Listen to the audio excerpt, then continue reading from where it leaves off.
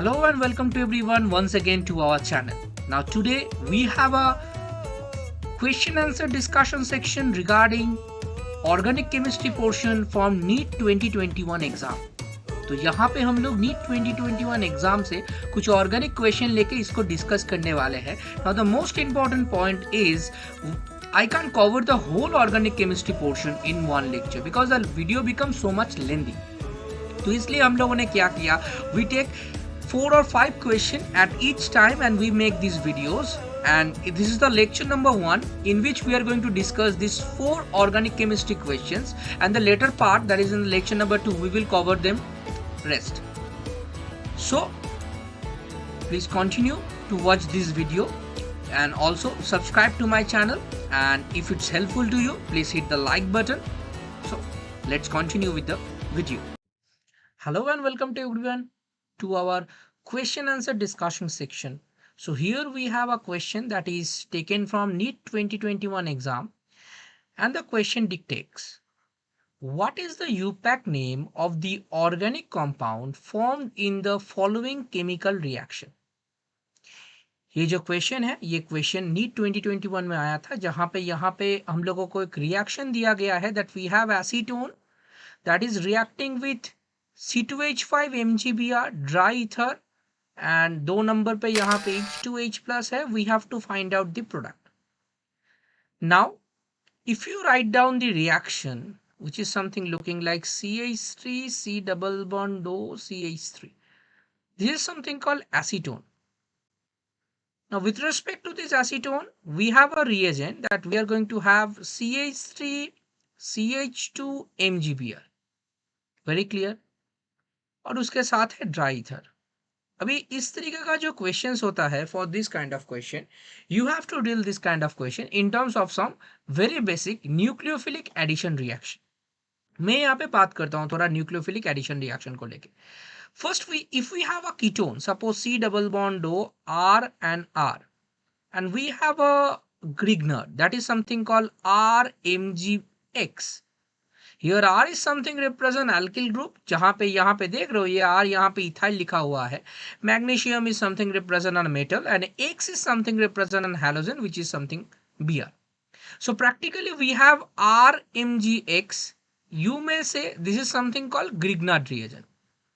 और ये Grignard reagent का स्पेशलिटी क्या है? Grignard reagent में एक बहुत स्पेशल चीज है, दैट दिस आर ग्रुप वाला जो कार्बन है, यानी कि जो कार्बन मैग्नीशियम के साथ बॉन्डेड है, that carbon is acquiring a negative charge, and this magnesium that is acquiring a positive charge, because this is a metal, so metals are always electropositive. So उसके साथ जो कार्बन जुड़ा हुआ होगा that will be acquiring a negative charge. अभी ये जो carbon है जिसके ऊपर नेगेटिव चार्ज है, इस सेंटर को तुम दो तरीके से इस्तेमाल कर सकते हो. पहली बात तो you can take this centre as a nucleophilic centre, यानी कि न्यूक्लियोफिलिक अटैक के अकॉर्डिंगली तुम ये सेंटर को ले सकते हो.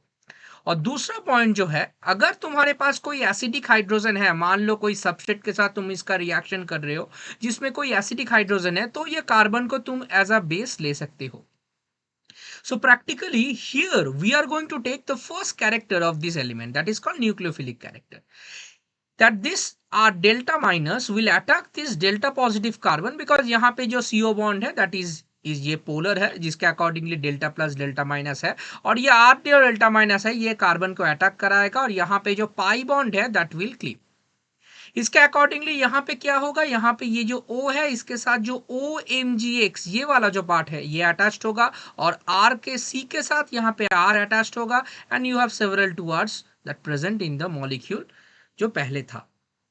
सो practically if you look at the sp2 carbon जो स्टार्टिंग में था, this is converting into the sp3 carbon, यानी कि ये जो कार्बन था वो अनसैचुरेटेड से सैचुरेटेड में कन्वर्ट हो रहा है after having this kind of nucleophilic attack. तो इसको हम लोग क्या बोलेंगे? It is a standard example of nucleophilic addition reaction. I repeat, it is a standard example of nucleophilic addition reaction, जहां पे you have a nucleophile that is attached to that carbon, और उसके अकॉर्डिंगली ये sp2 से sp3 में convert हो रहा है, जिसको हम लोग बोल रहे हैं nucleophilic addition reaction. So when someone is giving any kind of Grignard reagent, and that is going to be added over a aldehyde or ketone. You have to understand that this is an example of nucleophilic addition reaction. ये बात दिमाग में रख लो, because ये बहुत important है, रट्टा मारने की कोई जरूरत नहीं है. You have to understand the mechanism. It's a very simple process. तो यहां पे हम लोग इसको लेके अगर बात करेंगे तो क्या होगा, वेरी सिंपल है. तो हम लोग के पास, मैंने क्या बोला था, यहाँ पे वी हैव द एसीटोन. इसको हम लोग ऐसे लिखते हैं सी डबल बॉन्ड ओ, यहाँ पे एक CH3 और यहाँ पे एक CH3, करेक्ट. और इसके साथ हम लोग यहाँ पे क्या लिख रहे हैं, ये ग्रिग्नार्ड वाला सबस्ट्रेट, इसको ऐसे लिखते हैं CH3 CH2 MgBr. यहाँ पे ड्राई ईथर कंपलसरी है, बिकॉज ग्रिग्नार्ड को तुम कोई और सॉल्वेंट में नहीं ले सकते. So it is a solvent. So this delta minus will attack over this carbon, और ये जो डेल्टा प्लस है ये डेल्टा माइनस है. ये कैसे दिखने में लगेगा, this will convert into OMgBr. मैं क्या बोल रहा हूँ, OMgBr. और यहाँ पे क्या है, यहाँ पे है CH2 CH3. सही बात है. और यहाँ पे एक CH3 तो पहले था और यहाँ पे एक CH3 पहले था, वही बात है. This sp2 carbon is something convert into the sp3 1. Correct और not? Then we have in the second step, यहाँ पे हम लोगों को दिया गया है H2O/H+. This is the second reagent that we have. So practically what it will happen, ये जो O माइनस और है, ये O माइनस ये H प्लस को एब्स्ट्रैक्ट करेगा. यानी कि ये जो H2O मॉलिक्यूल का अगर मैं ऐसे करके लिखता हूं, तो ये जो O माइनस है, this will abstract this H, and this OH will leave. जिसके अकॉर्डिंगली तुम यहाँ पे बोल सकते हो, यहाँ पे ये OH में कन्वर्ट होगा, this will convert into CH two CH3, और पहले तो दो CH2 ग्रुप यहाँ पे था ही. Along with, as a side product, we'll get MgOH-Br. So practically we are getting an alcohol. यहाँ पे अगर तुम अच्छी तरीके से ये चीज को देखोगे, we are getting a 3 degree alcohol. इसको हम लोग बोलेंगे एक 3 degree alcohol, जिसका नेम हम लोग यहाँ पे लिख सकते हैं, कोई प्रॉब्लम नहीं है. अगर मैं यहाँ पे नंबरिंग करता हूँ, अच्छी तरीके से देखना, अगर मैं यहाँ पे नंबरिंग करता हूँ, that is if I start the numbering from this carbon, then it will be 1, it will be 2, it will be 3 and it will be 4. Then what I'm getting 2 methyl. Then I have 4 carbon, that something represent butan. 2 number पे OH group है, यानी कि 2 आएगा, उसके बाद OH, यानी कि 2-methyl butane 2-1. That is our desired product that we have if we have this reaction. यहाँ पे ये चीज है, हाँ ऑब्वियसली है. ऑप्शन नंबर 4 में लिखा हुआ है 2-methyl butane 2-1, and according to our reaction, the proposed mechanism that we have, we are getting this. तो ये वाला क्वेश्चन का अगर यूपैक नेम पूछा है, तो this will be the IUPAC name, that is 2-methyl butane 2-1, जो एक कीटोन के साथ ग्रिग्नार्ड के रिएक्शन में मिल रहा है अपॉन हाइड्रोलाइसिस, यानी कि H2O+ के साथ H2O+ ट्रीट करने के बाद. आई होप तुम्हें ये क्वेश्चन, तुम लोगों को ये क्वेश्चन समझ में आया होगा. बहुत सिंपल है, लेकिन ग्रिग्नार्ड वाला जो पार्ट है ये बहुत इंपॉर्टेंट है. बहुत सारे एग्जाम में इसको लेके क्वेश्चन पूछा जाता है, तो ये वाला जगह डिफरेंट टाइप ऑफ ग्रिग्नार्ड को लेके थोड़ा प्रैक्टिस करना बनता है. कोई भी एल्डिहाइड, कोई भी कीटोन ले सकते हो, कोई भी ग्रिग्नार्ड ले सकते हो. याद रखना है, ये ग्रिग्नार्ड वाला ये जो हम लोग एल्काइल ग्रुप ले रहे हैं, that should B 1 degree in nature. तो बिकॉज न्यूक्लियोफिलिक अटैक जो है वो इजी होता है, नहीं तो अगर 3 डिग्री 2 डिग्री लोगे ये थोड़ा टफ हो जाएगा रिएक्शन. तो ये 1 डिग्री को लेके कोई भी वेरिएशन कर सकते हो एंड प्रोडक्ट चेक कर सकते हो, लेकिन यहाँ पे ऑप्शन नंबर 4 इज करेक्ट. तो जिन लोगों ने किया था, that is the correct option.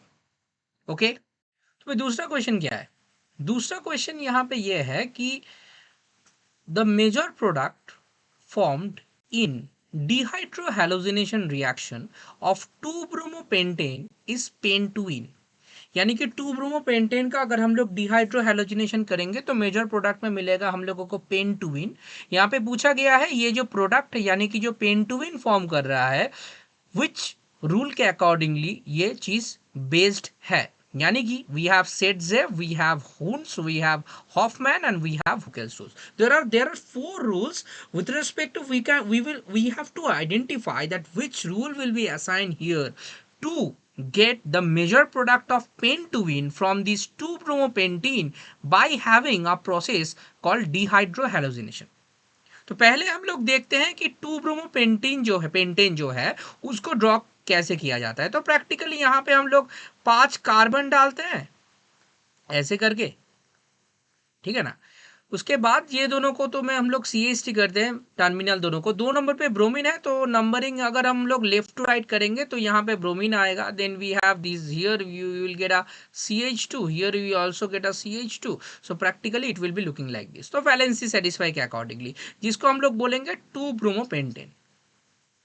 अभी क्वेश्चन क्या है, क्वेश्चन यह है कि ये मॉलिक्यूल को हम लोग डिहाइड्रो हैलोजिनेशन कर रहे हैं। इसका मतलब है डिहाइड्रो, डिहाइड्रो मतलब हम लोग यहाँ से हाइड्रोजन निकालेंगे, हैलोजिनेशन मतलब यहाँ पे कोई हैलोजन निकलेगा, यानी कि from this molecule HX will be eliminated. अभी एक ही कार्बन से तो ये H और X एलिमिनेट नहीं हो सकता, दो डिफरेंट कार्बन हम लोगों को चॉइस करना पड़ेगा। जैसे मान लो कि ये वाला कार्बन, जो कार्बन से ये ब्रोमीन लीव करेगा, it is our alpha carbon, because ये हैलोजन से जुड़ा हुआ है। तो ये कार्बन से ही हाइड्रोजन निकलेगा, ये तो हम लोग नहीं बोल सकते। इसके पास वाले कार्बन यानी कि एडजेसेंट कार्बन को हम लोगों को देखना पड़ेगा।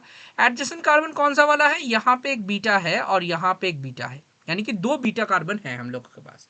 ये चीज आई थिंक तुम लोगों को मालूम होगा, जो हैलोजन है यानी जो फंक्शनल ग्रुप है, वो फंक्शनल ग्रुप के जो एडजेसेंट कार्बन है उसको हम लोग अल्फा बोलते हैं, जिससे ये जुड़ा हुआ है। उसके पास वाला यानी उसके नाइबर जो कार्बन है उसको बीटा बोलते हैं, उसके बाद वाले फिर डेल्टा, उसके बाद वाले फिर क्या आता है, गामा। तो यहाँ पे delta gamma is not important for us, the thing that is important is something called the beta hydrogen. Now if you look at the beta hydrogen, we have 2 choices here. If we have the numbering, that is this is beta 1 and this is something called beta 2. अभी ये beta 1 और beta 2 को, ये दोनों को पहले क्या करते हैं, यहाँ पे बीटा 1 हाइड्रोजन के साथ ओके यहाँ पे एलिमिनेशन करते हैं along with the bromine. Bromine तो यहाँ पे एलिमिनेट होगा। अभी अगर मान लो यहाँ पे ये जो कार्बन है, this carbon and this carbon, if this two carbon are losing their valencies, यानी कि एक एक बॉन्ड यहाँ पे शॉर्ट हो रहा है, तो इन दोनों के बीच में, यानी कि ये कार्बन और ये कार्बन, इन दोनों के बीच में मुझे एक बॉन्ड देना पड़ेगा, otherwise the valency will not satisfy. तो इसके अकॉर्डिंगली हम लोग क्या करेंगे, दोनों कार्बन के बीच में से अगर 2 ही स्पीसीज निकल रहा है तो इन दोनों के बीच में एक बॉन्ड हम लोग यहाँ पे डाल देते हैं, जो दिखने में कुछ ऐसा लगेगा। ओके और अगर हम लोग यहां से क्या करते हैं, अगर हम लोग बीटा 2 हाइड्रोजन यहां से करते हैं, बिकॉज वी हैव 2 चॉइस, जैसे मैंने बोला हम लोग बात कर रहे हैं डिहाइड्रो हैलोजिनेशन को लेके, सो प्रैक्टिकली हमारे पास 2 ऑप्शंस है। ओके अगर मेरे पास 2 ऑप्शन है तो 2 ऑप्शन को मैं यहाँ पे यूज करूंगा, जिसके अकॉर्डिंगली पहला ऑप्शन यूज करके मुझे ये मिल रहा है, दूसरे को अगर मैं यहाँ पे यूज करूंगा तो ये मिलेगा। सही बात है। Okay so practically we have 2 choice of beta hydrogen. In this case we will get pent 1 in, जो pent in भी बोल सकते हो, यहाँ पे मुझे मिल रहा है pent 2 in. Now the fact is when you have choice of 2 beta hydrogen, which beta hydrogen along with bromine will eliminate. ये जो प्रोसेस है, ये प्रोसेस को किया जाता है by having some base, यानी कि एज एन एग्जाम्पल यहाँ पे अल्कोहलिक KOH ले सकते हो। Okay with respect to alcoholic KOH, that is a base, you have this reaction and this reaction is something generally termed as elimination reaction. क्यों? Because यहाँ पे कोई चीज इंट्रोड्यूस नहीं हो रहा है, कोई चीज सब्स्टिट्यूट भी नहीं हो रहा है, दोनों चीज एलिमिनेट हो जा रहा है, इसीलिए इसको एलिमिनेशन रिएक्शन बोल रहे हैं, H और हैलोजन। ओके नाउ दोनों ऑप्शन में से, यानी कि मेरे पास अगर पेंट 2 इन है और पेंट 1 इन है, which one option should be more favourable. Now practically you have to look out the double bond stability, यानी कि तुम्हारे पास जो एल्कीन है वो एल्कीन का स्टेबिलिटी तुम कैसे देखते हो। Now the alkene which will be more stable, okay the alkene which will be more stable, you will get that alkene as a major product, you will get that alkene as a major product, और जो less stable होगा you will get that alkene as a minor product। तो हम लोगों को यहाँ पे major product के बारे में बोला गया है और रूल के बारे में बोला गया है, कौन सा वाला रूल यहाँ पे लागू हो रहा है ये पेन टू विन लाने में। तो पहले हम लोग ये पेन टू वन इन और पेन टू विन इन दोनों के बीच में देखते हैं which one is more stable, which one is less stable, and how can we identify that which one is more stable and which one is less stable? We have a very simple rule. The rule is something called, तुम्हारे पास जो alkene है, यानी कि अगर मैं यहाँ पे pent two ene को ड्रॉ करूंगा, so with respect to this pent two ene you have some alpha hydrogen, देख लो यहाँ पे with respect to this double bond, ये functional group है, ये जो डबल बॉन्ड है, this is your functional group with respect to you have to alpha carbon. तो 2 alpha carbon में कितना अल्फा हाइड्रोजन है? यहाँ पे 5 अल्फा हाइड्रोजन है। मैंने बोला अभी कि हैलोजन जैसे था वो जिससे लगा हुआ था वो अल्फा था। यहाँ पे जो फंक्शनल ग्रुप है वो जो कार्बन से जुड़ा होगा वो कार्बन को बोलेंगे अल्फा। ओके, यहाँ पे डबल बॉन्ड फंक्शनल ग्रुप है, यानी कि मेरे पास 5 अल्फा हाइड्रोजन है। और यहाँ पे अगर मैं पेंट 1 इन को ड्रॉ करूंगा, if I draw the pent 1 ene structure, then you will get 2 alpha hydrogen. कैसे सर? यहाँ पे एक अल्फा है, देखो डबल बॉन्ड के अकॉर्डिंगली यहाँ पे तुम्हें एक अल्फा कार्बन मिल रहा है जो कि जिसके पास 2 अल्फा हाइड्रोजन है। Now the stability of this alkene is proportional to the stability of an alkene.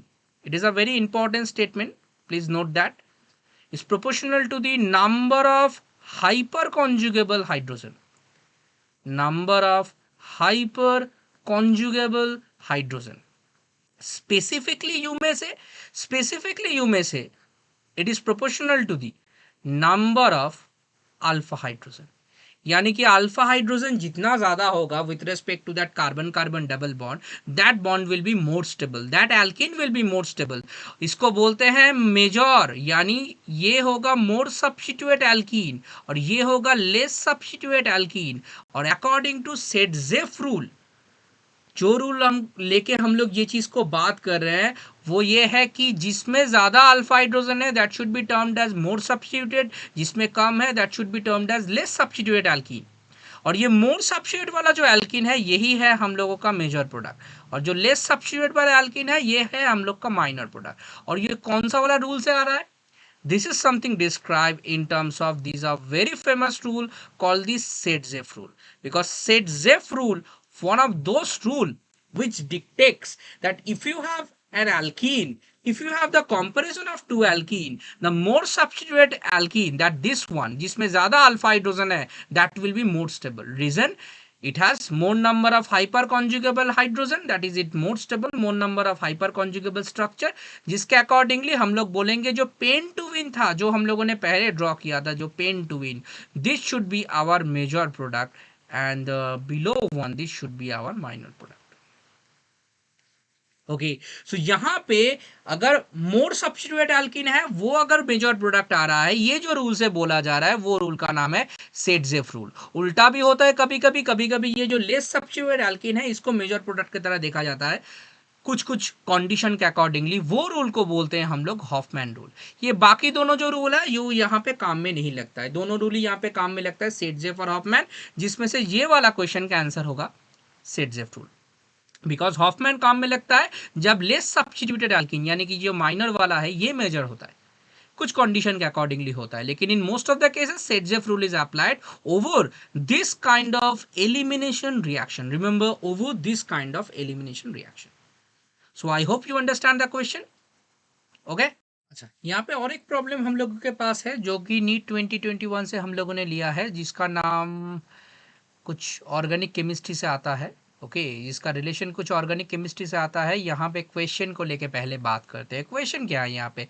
The major product of the following chemical reaction is, यानी कि यहाँ पे ये जो रिएक्शन दिया गया है इसका मेजर प्रोडक्ट क्या होगा वो पूछा गया है। तो यहाँ पे रिएक्शन में मुझे एक अनसिमेट्रिकल एल्कीन दिख रहा है, the alkene which is unsymmetrically substituted, उसके साथ HBr दिया गया है और यहाँ पे एक पैरोक्साइड टाइप ऑफ सिस्टम है, बिकॉज O2 है दिख रहा है मुझे, तो ये पैरोक्साइड टाइप ऑफ सिस्टम होगा। ये सिस्टम जब तुम्हारे पास कोई HBr के साथ दिया गया है, यानी कि हम लोग बात कर रहे हैं about the peroxide effect. A very simple, a very well known in the market is something called peroxide effect.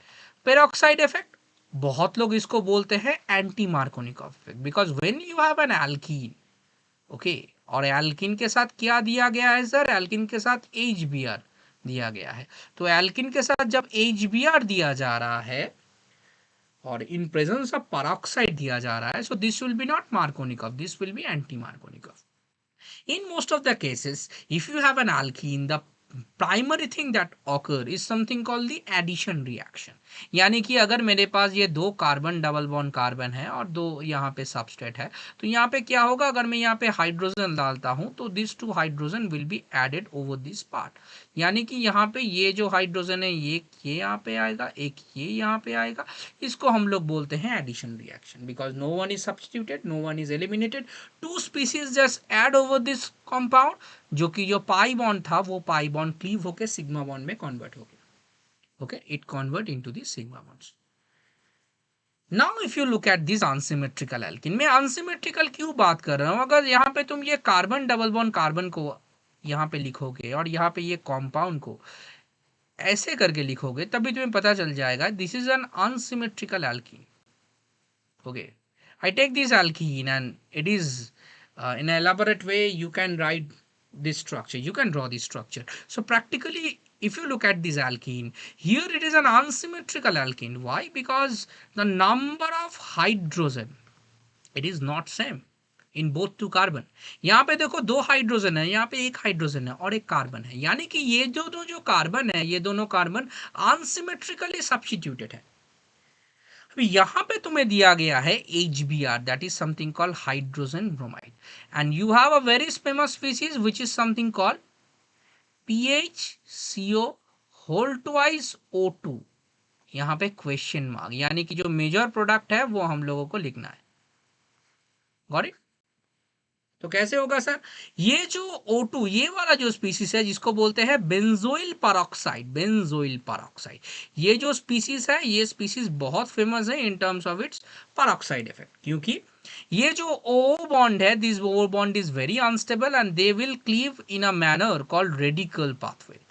यहाँ पे रेडिकल पाथवे थे ये लोग ब्रेक डाउन करेंगे and you will gate PHC double bond O, this O dot, दो मिलेगा तुम्हें ये चीज O dot यहाँ पे मैंने लिखा है that it break down in a radical pathway, and after that, after forming this radical, ये radical formation के बाद यहाँ पे क्या होगा, ये radical formation के बाद it will react with HBr which will produce a very famous species जिसको हम लोग बोलते हैं Br dot, and along with you will get this, that is PHC double bond OH, and this Br dot, it is a very reactive species. Br radical, it's a very reactive species, because कोई भी चीज के ऊपर अगर तुम odd electron डालते हो उसका जो स्टेबिलिटी है वो बहुत कम हो जाता है। ओके, तो यहाँ पे अगर मेरे पास ये जो एल्कीन है, ये एल्कीन अगर मैं यहाँ पे लिखता हूँ और इसके साथ अगर मैं Br डॉट को ऐसे लिखता हूँ, so I will have two options. पहला ऑप्शन ये है कि सर ब्रोमीन को ये कार्बन को दो और ये कार्बन को रेडिकल फॉर्म करो, और दूसरा ऑप्शन ये है कि ये कार्बन को रेडिकल फॉर्म करो, ये कार्बन को ब्रोमीन दे दो। कौन सा वाला स्टेबल होगा? ये वाला ज्यादा स्टेबल होगा, बिकॉज ये वाला जो कार्बन है it is a 2 degree carbon. क्या है ये? 2 डिग्री कार्बन होगा। ये जो रेडिकल होगा ये रेडिकल 2 डिग्री में आएगा।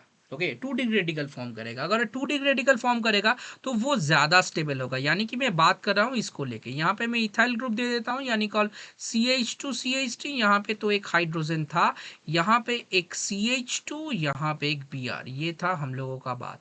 उल्टा भी हम लोग कर सकते हैं, लेकिन उल्टा वाला ज्यादा स्टेबल नहीं होगा, so it will get a 2 degree radical C dot. Okay, and after having this C dot, this HBr जो पहले हम लोगों को आया था, जो HBr, वो जो हाइड्रोजन है, that hydrogen will be added over this carbon, और जहाँ पे यहाँ पे ये हाइड्रोजन मिलेगा, यहाँ पे ये CH2CH3 मिलेगा, यहाँ पे ये हाइड्रोजन मिलेगा, यहाँ पे CH2Br मिलेगा। और यहाँ पे एक चीज अगर तुम अच्छी तरीके से देखो तो यहाँ पे Br डॉट फीड से रीजनरेट होगा in the system, which will make the process in a chain form. ये चेन फॉर्म की तरह ये प्रोसेस चलता रहेगा, बिकॉज ये जो Br डॉट है फिर एक ये जो एल्कीन है इसके साथ रिएक्ट करेगा and it will occur in a chain form. So practically the alkene that we are getting, अगर तुम अच्छी तरीके से ये डबल बॉन्ड को देखो तो हाइड्रोजन हम लोग किस में दे रहे हैं? जो जगह में हाइड्रोजन कम है वहां पे हम लोग हाइड्रोजन दे रहे हैं, और ब्रोमीन कहाँ पे दे रहे हैं? जो जगह में हाइड्रोजन ज्यादा है वहां पे ब्रोमीन दे रहे हैं।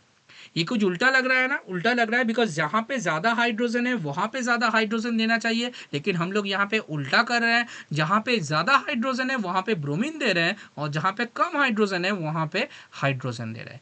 इसीलिए ये रूल को बोला जाता है a very famous anti Markovnikov rule और एंटी मार्कोनिकॉव इफेक्ट।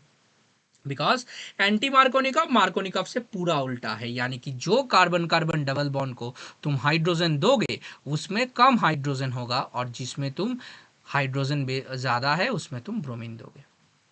ओके समझ में आया? ये अनसिमेट्रिकल एल्कीन है इसीलिए ये रूल लागू होता है। अगर सिमेट्रिकल होता तो कोई प्रॉब्लम नहीं था, किसी में कोई भी दे दो कोई प्रॉब्लम नहीं है, लेकिन अनसिमेट्रिकल में it's a very important thing that you have to remember that you have to identify the carbon which is unsymmetrically substituted, यानी कि हाइड्रोजन तुम्हें देना है किसमें ज़्यादा, जिसमें कम हाइड्रोजन है, और ब्रोमीन किसमें देना है जिसमें ज़्यादा हाइड्रोजन है, यानी कि in presence of peroxide double bond के साथ HBr का जब रिएक्शन होगा ये चीज़ तुम्हें दिमाग में रखना है। And according to our answer it should be option number 1, that is ये जो CH है और ये जो CH2 है, देखो यहाँ पे CH2 किया गया है और यहाँ पे CH2Br किया गया, यानी जहां पे हाइड्रोजन कम है वहां पे हाइड्रोजन, जहां पे ज्यादा है वहां पे bromine. So option number 1 that will be the correct option regarding this whole part.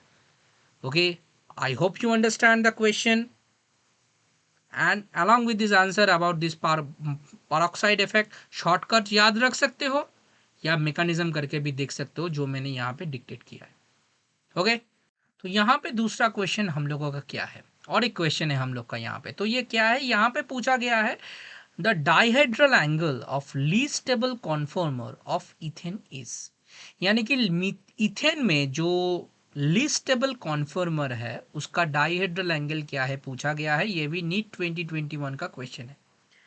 अभी ये क्वेश्चन दिया गया है in the chapter which is called isomerism, और स्पेसिफिकली कौन सा वाला आइसोमेरिज्म को यहाँ पे ज्यादा प्रायोरिटी दिया गया है, जिसको बोला जाता है कॉन्फॉर्मर्स, यानी कि conformational isomerism. Okay so what is something called conformational isomerism और ये कॉन्फॉर्मर्स होते क्या है, इसको लेके हम लोग थोड़ा बात करेंगे फिर ये आंसर के ऊपर आएंगे। ओके अभी ये conformers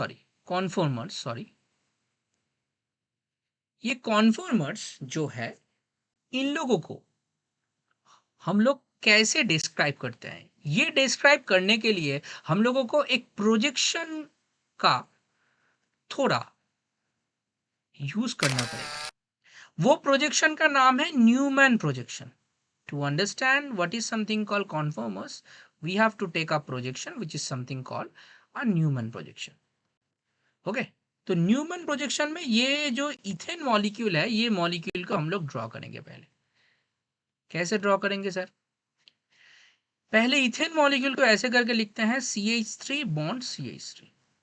okay now if you take the part in this manner, अगर तुम इथेन मॉलिक्यूल को ऐसे करके लिखोगे तो ये जो कार्बन है it is attached to 3 hydrogen and we are going to draw this form into a new projection. यहाँ पे कोई एक कार्बन का कोई भी एक कार्बन को तुम यहाँ पे फ्रॉन कार्बन लोगे, जो बैक वाला कार्बन होगा वो बैक वाला कार्बन ये फ्रंट कार्बन के ऊपर सुपर इम्पोज्ड होगा। यानी कि अगर मैं इस पेन को अगर तुम देख पा रहे हो तो ये अगर ये कार्बन है, this is the carbon centre that you have, so with respect to this carbon centre you have 3 hydrogens. Okay and इसका जो पीछे जो है ये वाला कार्बन, यहाँ पे भी 3 हाइड्रोजन है, लेकिन 3 हाइड्रोजन को तुम देख नहीं पाओगे। क्यों?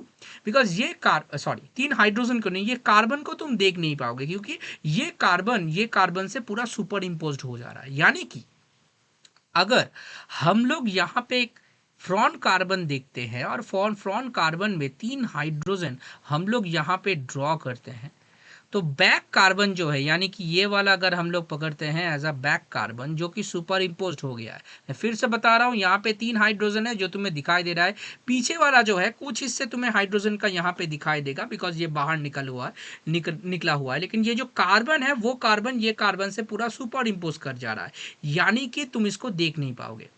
तो पीछे वाला जो कार्बन है उसका हाइड्रोजन को हम लोग ऐसे करके लिखेंगे, यहाँ पे एक हाइड्रोजन, यहाँ पे एक हाइड्रोजन और यहाँ पे एक हाइड्रोजन। याद रखना ये वाला जब तुम ऊपर लिख रहे हो इसको तुम्हें नीचे लिखना है, बाकी ये वाला पीछे वाला कार्बन का, ये वाला जो है this is the front one. Okay, this one, this carbon is the front one. Okay, this is the front one. Now if you look at this form, this is something called the Newman projection, and specifically ये form को बोला जाता है eclipsed form। eclipsed form। Now why this is something called the eclipsed, staggered and all? If you look at the ethane, this carbon is sp3 hybridized, or you may say these are something called saturated carbons. Due to of their carbon carbon single bond, this single bond can rotate easily। जो rotation तुम अगर double bond या triple bond में देखोगे, this rotation is going to be restricted, and when the rotation is going to be restricted, तुम उसको लेके तुम कुछ बात नहीं कर पाओगे, बिकॉज अगर कोई रेस्ट्रिक्टेड हो जा रहा है, उसको तुम रोटेशन तुम अगर नहीं कर पा रहे हो, तो उसका वो फॉर्म वैसे ही वहां पे रहेगा, जैसे cis trans isomerism. Carbon carbon double bond का जो रोटेशन है वो फिक्स्ड हो जाता है, इसीलिए सिस ट्रांस ये दोनों फॉर्म तुम्हें एक्सक्लूसिवली देखने को मिलता है। लेकिन यहाँ पे वैसा कुछ नहीं होगा, बिकॉज ये कार्बन कार्बन बॉन्ड तो कॉन्टिन्यूअसली ऐसे करके रोटेट हो रहा है, continuously rotate in this manner. Okay, so practically if you are going to rotate this form about this carbon carbon single bond, यानी स्पेसिफिकली अगर बोलना चाहूं तो अगर मैं इसको फ्रंट वाले को 1 और बैक वाले को 2 लिखता हूं, तो C1 और C2 के बीच में अगर ये रोटेशन जो मैं कर रहा हूं, अगर ये 60 डिग्री रोटेट कर रहा हूं, तो ये 60 डिग्री रोटेशन के बाद फ्रंट वाला जो कार्बन है उसको मैं यहाँ पे नहीं घुमाता हूँ, that will be a constant part, लेकिन जो बैक वाला है उसका जो सब्स्टिट्यूशन है यहाँ पे ये रोटेट हो रहा है। Now, what is the difference between these two forms? Practically, this angle between this C1 C2 जो हाइड्रोजन है, यानी अगर बोलना चाहूँ तो C1 वाला जो हाइड्रोजन है उसके साथ जो C2 वाला हाइड्रोजन है, इसका एंगल कितना है? ये एंगल यहाँ पे है 60 डिग्री। ओके, C1 हाइड्रोजन के साथ C2 हाइड्रोजन का जो एंगल है, that angle is something represent 60 degree, और यही एंगल को बोला जाता है डाइहेड्रल एंगल।